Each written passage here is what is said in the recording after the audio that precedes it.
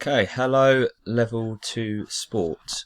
I'm going to give you a overview of what your next assignment is going to be and show you exactly how you need to complete it in order to get the best grade that you can.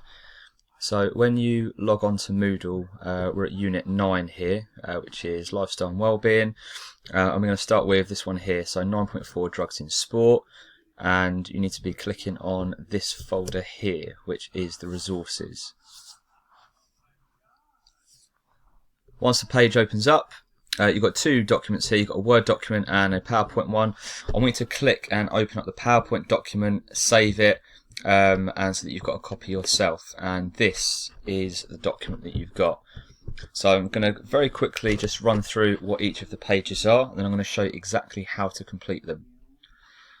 So you'll notice that I've given you a filled-in template already, and it's got here exactly what you need to input, what you need to produce, what you need to talk about, and as long as you follow the same layout on each page, you'll be absolutely fine and you'll get the best grade that there is. Now with this assignment, we are looking at drugs in sport, and the criteria states that you only need to talk about 4 drugs. So if I run through, I've got here, and bear in mind it's 2 pages per drug. So with the first one, we've got EPO as a drug, we've got anabolic steroids as a drug, we've got beta blockers, growth hormone, amphetamines, diuretics, and that is it. So out of that list, just pick the 4 that you feel that you want to talk about, or something that you maybe have a little bit of knowledge on, or maybe something that you just want to research a little bit more. And at the end of that PowerPoint presentation, the last 2 slides are a designer drug, which is THG. You may have heard this before, and this is filled in exactly how I want you to fill in the slides. So if I go back here to diuretics, it says here, insert a picture of the drug, briefly describe what the drug is and what it does. So here's a picture of what designer steroids are, and that's a brief description of what it is. It says here a picture of a sport that is associated with that particular drug, and also a caption of why the sport is so associated with that particular drug. So I've put here, I've got a picture of a shot putter, and I've put THG is generally associated with strength and power based athletes such as shot put. Finally, in this box here, what's the impact of the drug on sport performance, and give a couple of examples of what type of athlete would use and how it helped to improve. So I put there that it has a huge impact on performance. It helps to build muscle size and strength. So it's good for people like bodybuilders or anyone that's involved in strength and power based sports. So that's why athletes would take THG. On this second page, this is where you're going to be getting your high grades, your merit and your distinctions. So what are the positives of taking the drug and what are the negatives? Now I really want you to think about the pros and cons of each drug and actually try to sell the drug almost as if you feel that this is a really good drug and this is why people should take it. So it's not just about being closed-minded or being narrow-minded and saying, no, drugs are bad. You have to be diplomatic and say, well, here are some positive aspects, however, here are some negative aspects. So you have to make sure that you're looking at both sides of the story. So with THG, I've got here all of the positives that THG produces. So I've talked here about that it's undetectable in drug tests, which is why it's a particularly it's a positive area. It helps to significantly improve on recovery times from intense training. So you could actually train twice in a day or 7 days in a week, and you'd feel fresh rather than being achy and sore after training. It helps to build muscle size and muscle strength. THG was an ideal drug for most strength-based athletes, which would benefit things like sprinters, throwers, powerlifters, and many others. So here's all the positives that I've drawn up on THG, whereas here are the negatives. So this is where I'm going to talk more about the side effects of what happens if you take it, or maybe long-term effects. So you've got things like here, you might become infertile, you might not be able to have children, Acne is something that is very prominent with a lot of drug use and baldness. As well as that, you've got things such as your mood can be very elevated and it can accentuate your personality. So it could cause a lot of aggression as well, and cause a lot of impact and damage to the liver. So you've got here all the pros and all the cons of THG. In the middle here it says a picture of an athlete that was caught taking this drug, and a caption of who that athlete is and what their punishment was. So I've got here a picture of the British sprinter Dwayne Chambers, and I've mentioned here that British sprinter Dwayne Chambers was famously caught, and he got a 2-year ban from athletics and an additional ban from competing at the Olympic Games. So he did get caught, he did get a 2-year ban, and he was also banned from Olympic competition. Finally, this last box, this is where you're going to get your high grade and your distinction. This is where you're going to be discussing basically what you think of the drug and why you think people would resort to taking it. So I've got here a couple of questions. So what do you think persuades athletes to take these risks? Give examples of when you think people might consider taking the drug and why. So you really do have to think, and also sort of put yourself into that position of an athlete where, why would you take drugs in the first place? What would lead you to at least try them? So what we've got here then for THG is, I've started my account with personally I think. So again, this is all opinion based. So I think that many athletes at the top level are probably going to be more swayed to try them. For example, if you are one of the best sprinters in the country, you're going to have a lot of people that are going to be looking at you. There's a lot of expectation. You're always going to be expected to win and be the favourite. And you might just feel that you'll do anything to win. So again, you might disagree and go, oh, that's not a good enough reason, but this is why someone might consider taking them. There's a lot of pressure, they need to win, they have to win at all costs. I'll put here, so other reasons could be that maybe things such as prize money and funding could be an issue.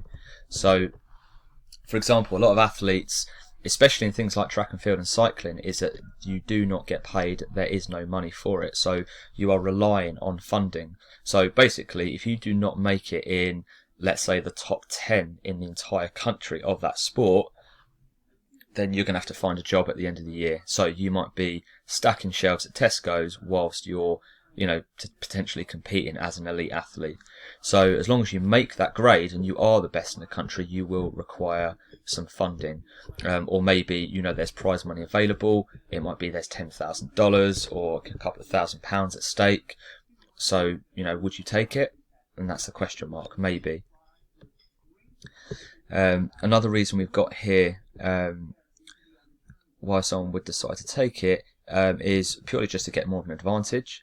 And the thing is, some of you might be competing in sport at a good level, and it might be a consideration that, well, if I take drugs, then I'll be competing at an elite level. So sometimes this could just be about your own personal status. You might just decide to take drugs because you just want to be, rather than just sort of be mediocre in the county, you want to be the best in the county. Or, if you were already the best in the county, you want to be the best in the region. So maybe this is just about stepping up to that next level. And also, there might be people that are in your training group or people that you compete alongside that they may be particularly weaker than you, or you've watched them sort of grow up and they're getting better and better and they're really starting to catch you. And again, maybe you just don't want to be overtaken or overshadowed. So there's a lot of reasons why people may resort to, using this particular drug, and that is what you need to discuss on that particular section there. So I'm just going to give you a bit more guidance now on exactly how to fill these bits in to show you how easy it can be. So we'll start with this one here, EPO, because this is quite an easy drug to do, and it's very, very popular in a lot of sport. So a picture of the drug, briefly describe what the drug is and what it does. So what I've done here is, on Google, you could just type in, what is EPO? and you've got loads of stuff here. What is EPO? You've got definitions here. It tells you what the drug is.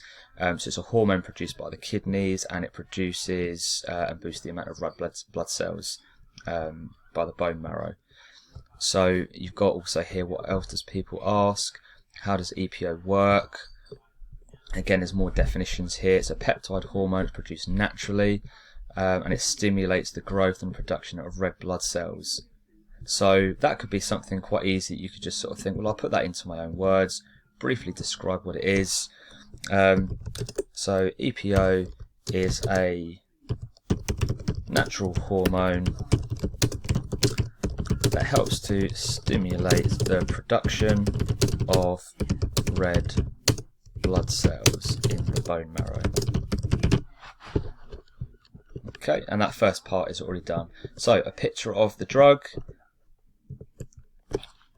You just type in EPO into Google, go onto images, and as you can see, it's vials which you'll be injecting. So you can click on any of these images.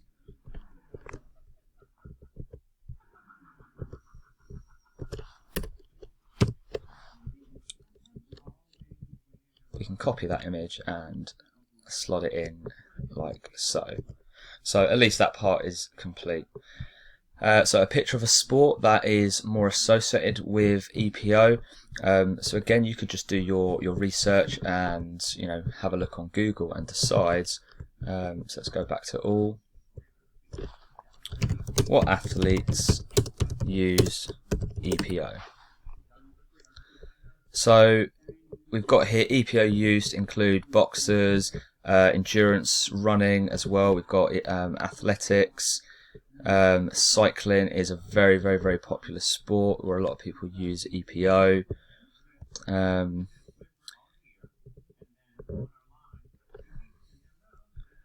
Mainly used by long distance runners. So, if you wanted to, you could just go and find a picture of a cyclist or a long distance runner. So if I just type in a cyclist, you could go and just take a picture of a cyclist in there, and you can copy that over and put a picture there. A caption of why the sport is associated with that particular drug. EPO is more associated with athletes that do endurance sports because of the increase in red blood cells. And you can stick a picture of a cyclist in there, or a marathon runner, or whoever you wish to choose. So what is the impact of this drug on sports performance, and give specific examples of what type of athlete would use this and how it helped to improve their performance. So already we've got a bit of prior knowledge now that we know it's about producing red blood cells. It's a natural hormone that's produced. So what is the impact? So what do red blood cells do? So the impact of EPO is that due to the increase in red blood cells, it will give the athlete much more energy during their training and or competitions. They would also recover much faster after training and allow them to train for harder and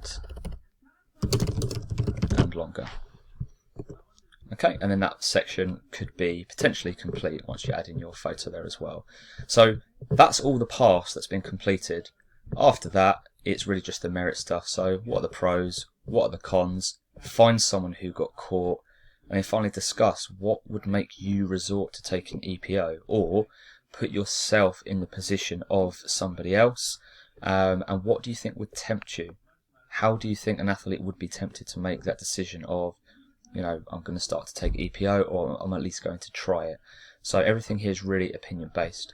So this stuff here is merit, this stuff here is your distinction, and what we've just done together, this is your pass. Okay, any questions, feel free to email me and I'll get back to you as soon as I can.